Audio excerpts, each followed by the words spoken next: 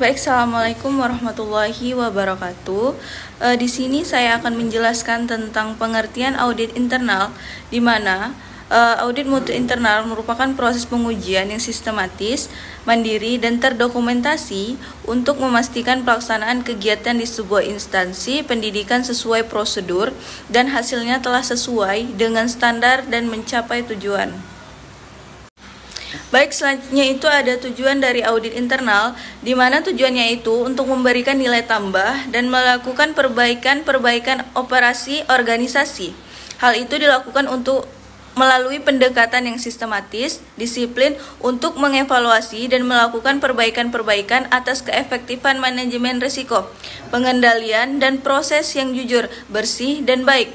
Pada dasarnya, pemeriksaan internal ini diarahkan untuk membantu seluruh anggota pemimpin agar mereka dapat melaksanakan kewajiban-kewajibannya dalam mencapai tujuan organisasi secara hemat, efisien, efektif, dan dengan cara yang menguji untuk memberikan tingkat kendala kegiatan-kegiatan organisasi dan aktivitas pemberian konsultasi. Baik, selanjutnya ada prinsip-prinsip dari audit internal, di mana yang pertama ada pelaksanaan harus profesional, yang kedua adalah penyajian yang wajib, memberikan laporan yang objektif, yang ketiga ada ketelitian, di mana kecermatan dalam menggali informasi sehingga menghasilkan kesimpulan audit yang valid, yang keempat ada independen, di mana mempunyai sikap netral dan objektif saat memberikan kesimpulan audit itu. Yang kelima, ada berdasarkan bukti, di mana penjelasan yang rasional dalam menghasilkan kesimpulan yang dapat dipercaya. Sekian dari saya. Assalamualaikum warahmatullahi wabarakatuh. Baik, terima kasih. Materi selanjutnya mengenai audit mutu eksternal, yang dimana audit mutu eksternal ini merupakan sebuah proses evaluasi yang dilakukan oleh pihak ketiga maupun lembaga independen untuk memastikan bahwa sebuah lembaga pendidikan tersebut sudah memenuhi standar mutu yang telah ditetapkan. Jadi audit ini sangat penting untuk meningkatkan kualitas pendidikannya, untuk transparansi pengelolaannya, serta kepercayaan masyarakat terhadap sebuah lembaga pendidikan tersebut. Dan juga terdapat 3 tujuan utama ya dalam proses audit eksternal ini.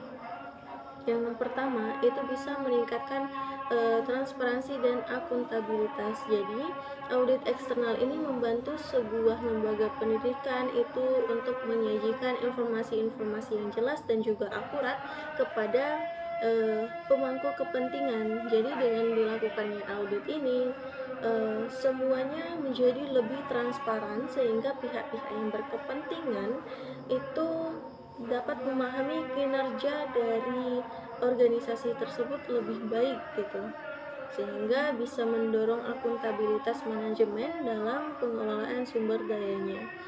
Lalu bisa memberikan kepercayaan kepada pihak ketiga seperti orang tua, siswa, pemerintah, dan juga stakeholder pendidikan lainnya akan lebih percaya kepada lembaga yang telah melakukan audit eksternal. Jadi kepercayaan ini penting untuk membangun sebuah hubungan yang baik gitu dengan para pemangku kepentingan, dan juga bisa mendukung pengambilan keputusan untuk berinvestasi gitu.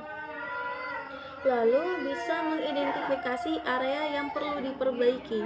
Jadi audit eksternal ini dapat mengungkapkan kelemahan dalam sistem dan prosedur yang ada gitu.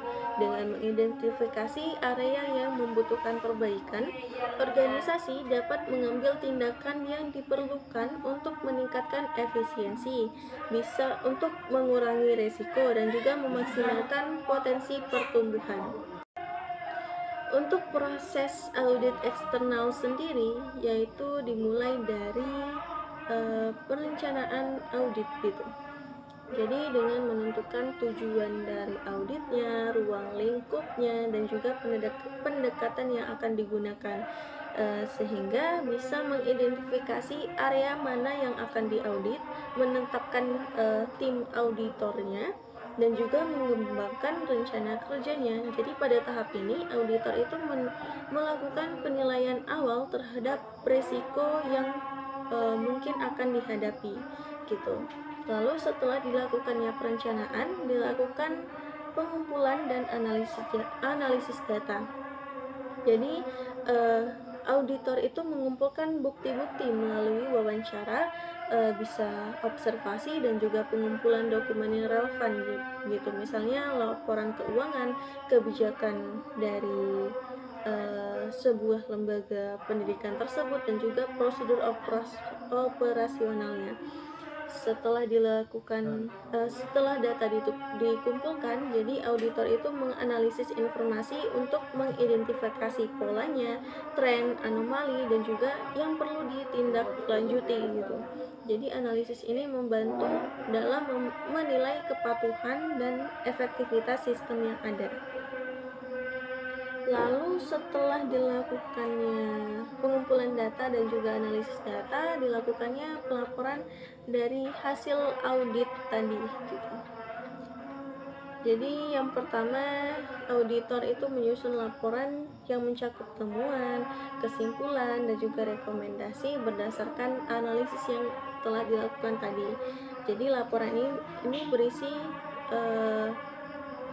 ringkas, jelas, dan juga mudah dipahami oleh semua pemangku kepentingan, sehingga auditor itu bisa mempresentasikan hasil auditnya kepada manajemen dan juga ke pemangku kepentingan lainnya gitu.